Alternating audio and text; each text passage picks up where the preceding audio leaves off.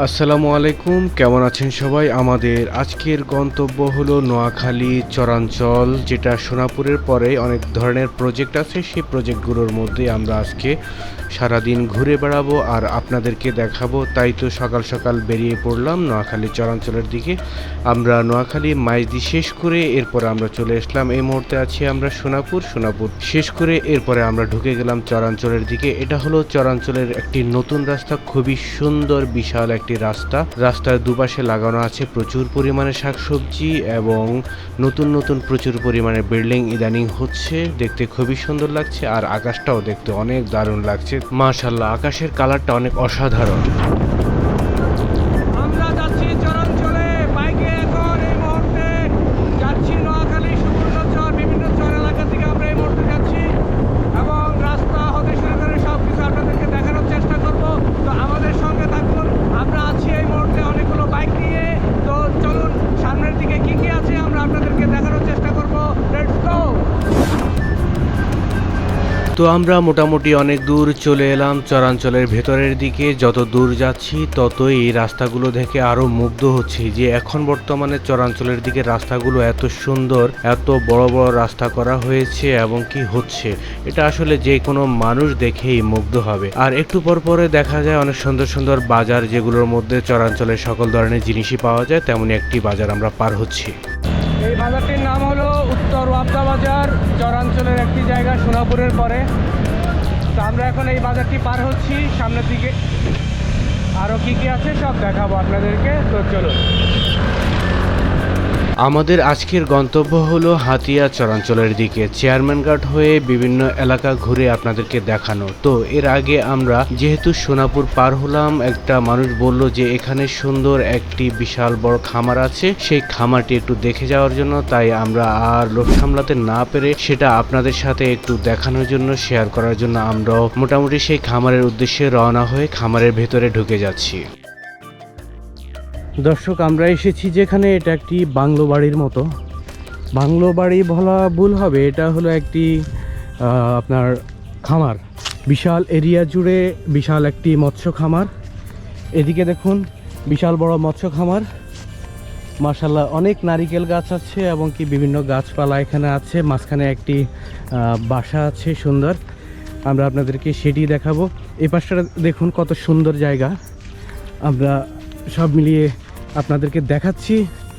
কত বিশাল এরিয়া নিয়ে এই জায়গাটা কতটুকু আমরা একটু পরে আপনাদেরকে জানাচ্ছি। সব মিলিয়ে এটা নোয়াখালী চরাঞ্চলের দিকেই বেশ সুন্দর একটি জায়গা। এমন অজস্র জায়গা আছে এখানে চরাঞ্চলের দিকে। তো সব মিলিয়ে আমরা আপনাদেরকে দেখাচ্ছি। আমরা এখন হেঁটে হেঁটে আপনাদেরকে সব মিলিয়ে এক্সপ্লোর করছি যে এখানে কি কি আছে। তো আপনারা আমাদেরকে জানাবেন যে এই জায়গাগুলো কেমন সব মিলিয়ে। তো আমরা এই যে সামনের যে বাড়িটি দেখছেন, এটা হলো মূল এদের খামার বাড়ি, খামার এরিয়া। এই সাইডটা দেখুন, খুব সুন্দর জায়গা।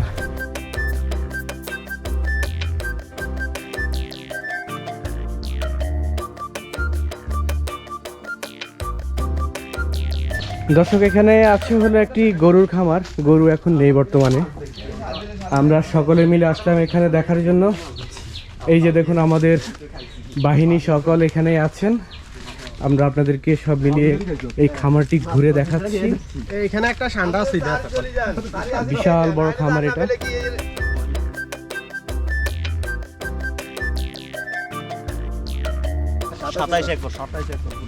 দর্শক, আপনারা শুনলেন যে 27 একর খামার, তাহলে কত বিশাল হতে পারে আপনারা দেখতে পাচ্ছেন। আর প্রত্যেকটা পাশেই দেখা যাচ্ছে যে নারিকেল গাছ লাগানো, প্রত্যেকটা নারিকেল গাছই বিশাল বড় বড়। ছোটখাটোর মধ্যে অনেক সুন্দর, অনেক পাতাওয়ালা। বড়ি গাছ বড়ি না থাকলে কি হয়েছে, পাতা আছে বিশাল, ফুল ধরবে কিছুদিনের মধ্যে। এটার মধ্যে আবার দেখুন ফুল আসা শুরু হয়েছে এই বড়ি গাছটার মধ্যে।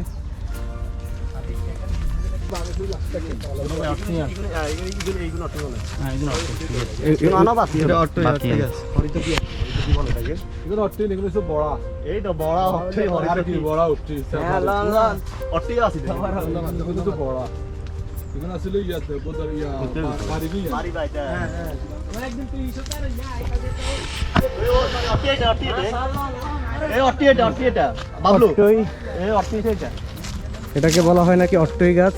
এই হলো অট্টই গাছ, ভারত কি ন্যাচারাল।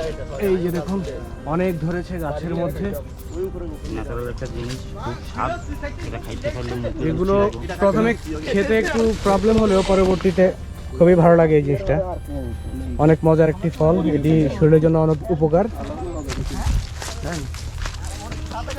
এই পাশটা দেখুন পুরোই নারিকেল গাছ আর নারিকেল গাছ। এখানে যতটুকু জায়গা আছে তাদের বাউন্ডারিগুলোর মধ্যে তারা নারিকেল গাছ লাগিয়েছে। এই পাশটার মধ্যে দেখুন নারিকেল গাছ। নোয়াখালী নাকি নারিকেলের জন্য বিখ্যাত, এটাই বলা হয় সব জায়গা থেকে। নারিকেল এবং সুপারি এই দুই মিলেই নোয়াখালীর অনেক।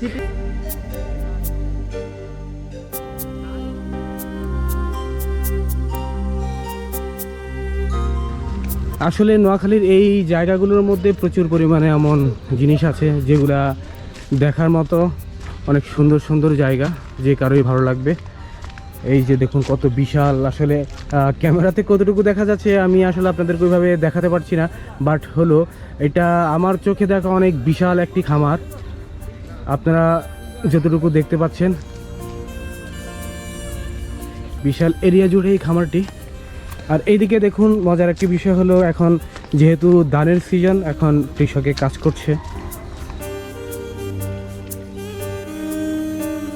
এই ধানের জমিগুলো এই প্রজেক্টের ভেতরেই, এই প্রজেক্টের যে মালিক তাদের এই জায়গাগুলো এখন ধান লাগানো হচ্ছে এই মুহূর্তে। যেহেতু ধানের সিজন শুরু হয়েছে সেদিকে, তাই ধান লাগানো হচ্ছে। পাশাপাশি এখানে দেখা যাচ্ছে প্রচুর পরিমাণে গরুও দেখা যাচ্ছে প্রজেক্টে। আমরা ভেতরে যে গরুর খামার দেখেছি সেই খামারেরই গরু এগুলো। তো চলুন আমরা যে তত্ত্বাবধানে আছে তার সাথে একটু কথা বলে দেখি। ওয়ালাইকুম আসসালাম, আলহামদুলিল্লাহ ভালো আছি। আমার নাম মোহাম্মদ সেলিম, 25 বছর ওনার এটা যে থেকে শুরু আর কি, আমি ততবার দেখাশোনা করতেছি।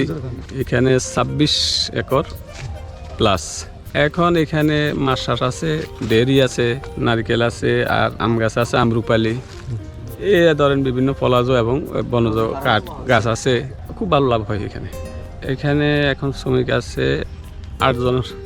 দেশে কিন্তু করার অনেক কিছু আছে। যে টাকা দিয়ে আমি বাইরে গেলাম সেই টাকা দিয়ে যদি আমি দেশে করি, পোল্ট্রি করি অথবা যে কোনো একটা খামার করি, মৎস্য উপরে করি, তাহলে এখান থেকে আপনি স্বাবলম্বী হতে পারেন এবং করা যায়। তো যারা যাইতেছে এই যে অনেক টাকা দিয়ে বিভিন্ন ইয়েদের মাধ্যমে দিয়ে, এজেন্সি দিয়ে, কিন্তু যাই এই টাকা তারা করতে পারে না। সুতরাং দেশে করতে পারলে ভালো, কারণ সে যদি একটা প্রতিষ্ঠান করে তাহলে ধরেন সে নিজে তার সাথে আরো 2 জন শ্রমিক খাটলো, তাহলে দেশের যে বেকারত্ব অন্তত কিছুটা হইলে, এটা যদি সবাই মিলে করে। যে আপনাদেরকে অসংখ্য ধন্যবাদ আপনারা আসার জন্য।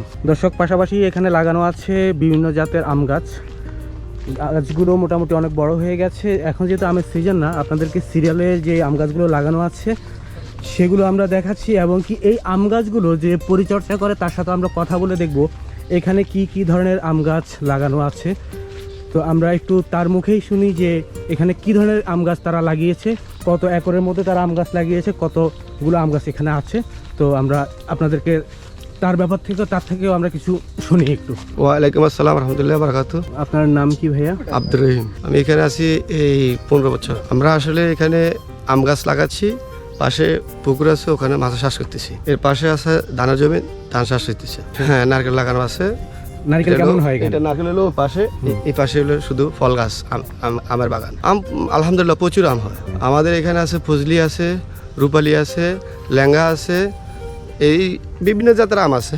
প্রায় 4000 গাছ আছে আমাদের এখানে। আমার ফ্যামিলি না, জাস্ট এখানে যারা আমার এখানে কাজ করতেছে তারাও ভালো স্বাবলম্বী হচ্ছে। যে একটা কাঠ গাছ হইতে লাগে আপনার হলো 20 থেকে 25 বছর, কিন্তু আমার একটা আম গাছ আপনার 1 বছরে আবার ফল আসতেছে। তো আসলে আমরা যে গাছে 20 বছর 15 বছর থাকবে ওইটার দাম আসবে 7 থেকে 8000 টাকা, কিন্তু আমাদের প্রতি বছরে একটা আম গাছ থেকে আসতেছে আবার হলো 5 থেকে 6000 টাকার আম বিক্রি করতেছি। তো আপনি হিসাব করে দেখেন আমি এবার 15-20 বছর আমি কত হাজার টাকার আম বিক্রি করতেছি। আমাদের নোয়াখালীতে আসলে ফল গাছে পদ্ধতি, এবং কি আমাদের দেশে যে ফলের যে চাহিদা এই পূরণ করা সম্ভব আমরা যদি ফল গাছ সবাই লাগাই। সব গাছে আছে আমাদের এক এক সাইডে এক একটা লাইনে গাছ লাগানো আছে। আপনি ঘুরে দেখতে পারেন আমাদের এখানে শুধু আম গাছ, আর ওই লাইনে দিলে আবার পাইবেন হলো নারকেল গাছ, ওইদিকে দিলে পাইবেন পেয়ারা গাছ, ওই সাইডে দিলে পাইবেন আপনি বড়ই গাছ। আমরা এখানে আবার আমাদের ওষুধি কিছু গাছও আছে, অট্টই, বড়া, অমলক্ষী, আমরা সব পাশাপাশি ওষুধি গাছগুলো লাগাইছি। দর্শক, আপনারাই শুনলেন যে এই এরিয়ার কতটুকু আম গাছ আছে সব মিলিয়ে। এই যে দেখুন কত বিশাল এরিয়া নিয়ে আম গাছ লাগানো, প্রত্যেকটা আম গাছ অনেক বড় বড়, মোটামুটি মাশাআল্লাহ বড় হয়ে গেছে। বিশাল এরিয়া জুড়ে আম গাছ, আর পাশেই আছে পুকুর যেখানে মাছ চাষ করা হয়।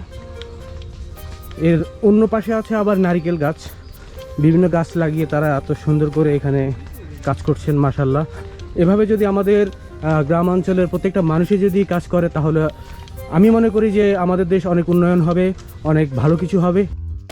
তো পাশাপাশি এখানে পুকুর পাড়ে দেখা যাচ্ছে অনেকগুলো সজিনা গাছ লাগানো আছে। সজিনা গাছের পাশাপাশি এখানে পেঁপে গাছ, কচু গাছ এবং কি অন্য অন্য গাছও লাগানো আছে। এবং কি আপনারা দেখুন যে পুকুর আছে, সেই পুকুরের মধ্যে যেন মাছ বিভিন্ন পাখি বা চিলে নিয়ে না যেতে পারে তার জন্য দেওয়া হয়েছে জাল। আর এরিয়াটা বিশাল বড় এরিয়া, মাঝখানে এই শুধু কয়েকটা ঘর রাখা হয়েছে যেখানে বিভিন্ন খাবার, মাছের খাবার বা বিভিন্ন জিনিস রাখার জন্য এই ঘরগুলো রাখা হয়েছে। পাশাপাশি এখানে দেখা যাচ্ছে দূরে একটি বিশাল বড় চালতা গাছ দেখা যাচ্ছে। চলুন আমরা একটু ওইখানে গিয়ে চালতা গাছটা আপনাদেরকে একটু দেখাই এবং কি চালতা গাছের মধ্যে কেমন চালতা হয়েছে তাও আপনারা একটু দেখুন, কত সুন্দর বড় বড় চালতা হয়েছে। এটাই হলো সেই প্রজেক্টের মূল গেট, প্রবেশদ্বার। বিশাল বড় এরিয়া নিয়ে যে প্রজেক্টটি, এটাই হলো সেই গেটটি, এখান দিয়ে সবাই ঢোকে। আর এটা হলো গেট থেকে পুরো বিশাল একটি প্রজেক্ট দেখা যাচ্ছে এটাই। তো ভিডিওটি কেমন লাগলো আমাদেরকে কমেন্টে জানাবেন। আগামী পর্বে থাকছে নোয়াখালী হাতিয়ার জেলেদের জীবনের গল্প, সেটার জন্য আপনারা পেজটি ফলো দিয়ে রাখুন আর চ্যানেলটি সাবস্ক্রাইব করে রাখুন।